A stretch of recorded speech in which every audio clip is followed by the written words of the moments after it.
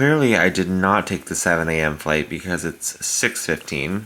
Good morning. I'm so tired still. I was supposed to get up at 3 o'clock this morning and take a 7 a.m. flight back to Tampa, but I wanted to sleep in, so I'm gonna take the later flight. It's at 10. Just woke up, I'm gonna shower and get ready to leave. If you didn't see yesterday's Vlogmas, I have a giant checked bag I have to take with me. This thing weighs like 80 pounds, so I'm not looking forward to this. I almost wish now that I would have got up early and took the first flight because then I would be there so much earlier. I would have got in at 10. Now I'm not gonna get in until 2, but I got 3 extra hours of sleep, so pick your battles, I guess. I'm gonna jump in the shower real quick and then we're gonna head out.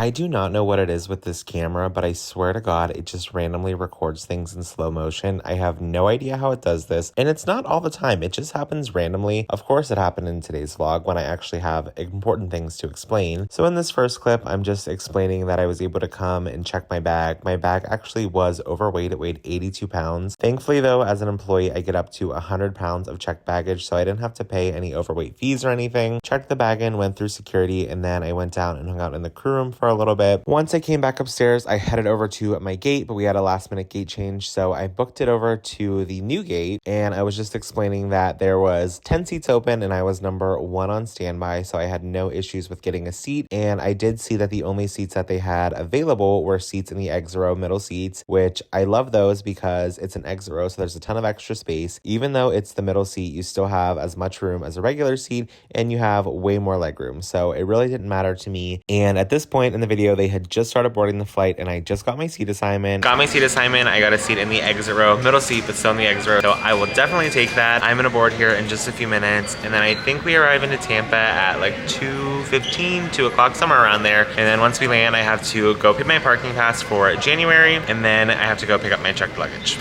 Doesn't matter if the snow is falling or the windows in the rain is pouring, it will always be Christmas in my heart. But this year I wanna hang out with my friends and family, making angels in the sand, you and me.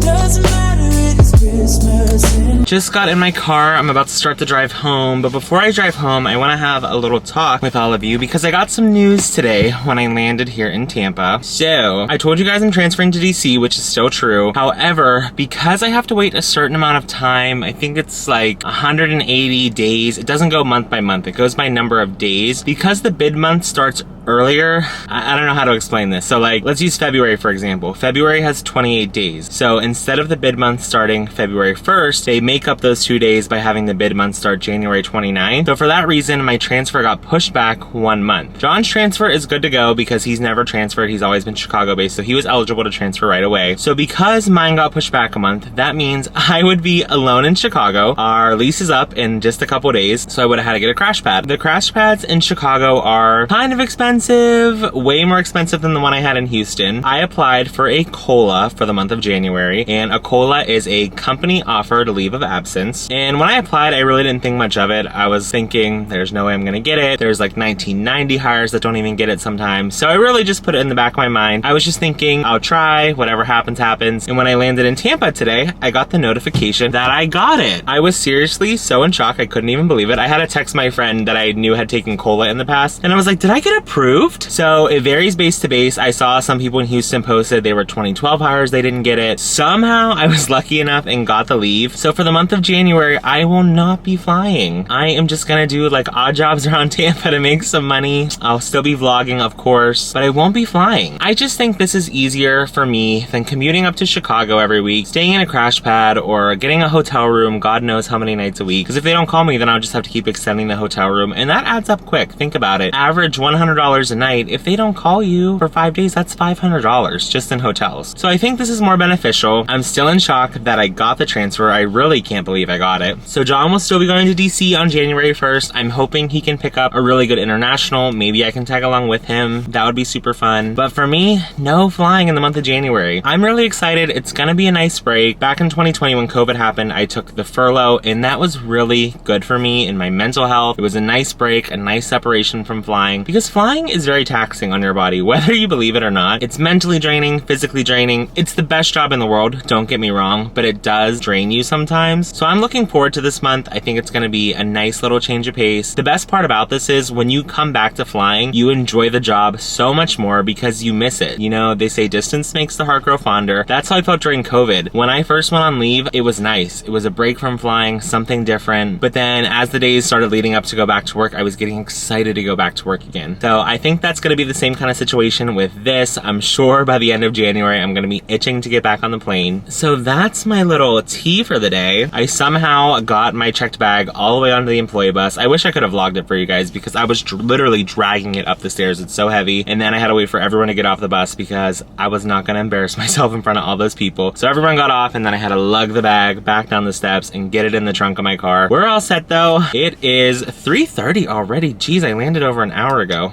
and I just got to my car. I'm gonna drive home now. I think I'm gonna take the scenic route today.